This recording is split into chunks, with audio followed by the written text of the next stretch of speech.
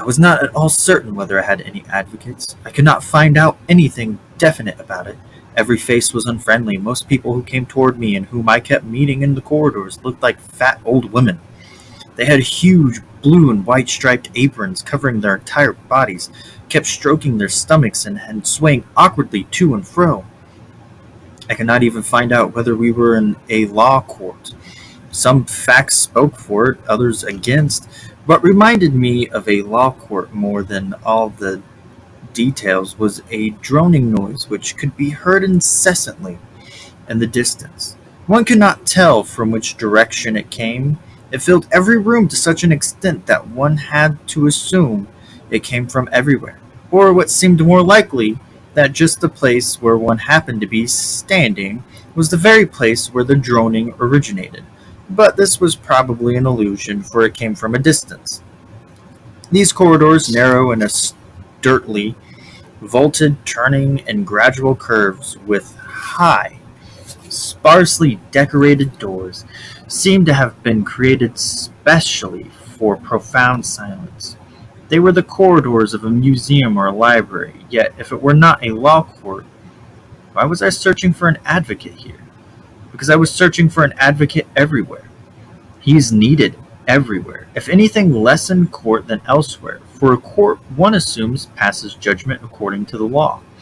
If one were to assume that this was being done unfairly or frivolously, then life would not be possible. One must have confidence that the court allows the majesty of the law its full scope, for this is its sole duty. Within the law, all is accusations, advocacy, and verdict. Any interference by an individual here would be a crime.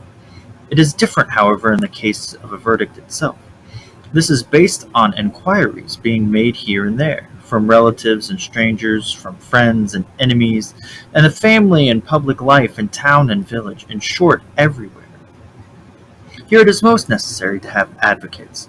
Advocates galore, the best possible advocates, one next to the other, a living wall, for advocates are by nature hard to set in motion. The plaintiffs, however, those sly foxes, those slinking weasels, those little mice, they slip through the tiniest gaps, scuttle through the legs of the advocates. So look out. That's why I am here. I'm collecting advocates, but I have not found any as yet. Only those old women keep on coming and going. If I were not on my search, it would put me to sleep. I'm not in the right place, alas. I cannot rid myself of the feeling that I'm not in the right place. I ought to be in a place where all kinds of people meet from various parts of the country, from every class, every profession of all ages. I ought to have an opportunity of choosing carefully out of a crowd those who are kind, those who are able, and those who have an eye for me. Perhaps the most suitable place for this would be a huge fairground, instead of which I am hanging about in these corridors where only these old women are to be seen, and not even many of them, and always the same ones. And even those few will not let themselves be cornered. Despite their slowness, they slip away from me, float about like rain clouds, and are completely absorbed by unknown activities. Why is it that I run headlong into a house without reading the sign over the door, promptly find myself in these corridors, and settle here with such obstinacy that I cannot even remember ever having been in front of the house, ever having run up the stairs, but back I cannot go? This waste of time, this admission of having been on the wrong track, would be unbearable for me. What? Run downstairs in this brief, hurried life, accompanied as it is by what impatient droning? Impossible. The time allotted to you is so short that if you lose 1 second, you have already lost your whole life. For it is no longer, it is always just as long as the time you lose. So if you have started out on a walk, continue it. Whatever happens, you can only gain. You run no risk. In the end, you may fall over a precipice, perhaps, but had you turned back after the first steps and run downstairs, you would have fallen at once, and not perhaps, but for certain. So if you find nothing in the corridors, open the doors.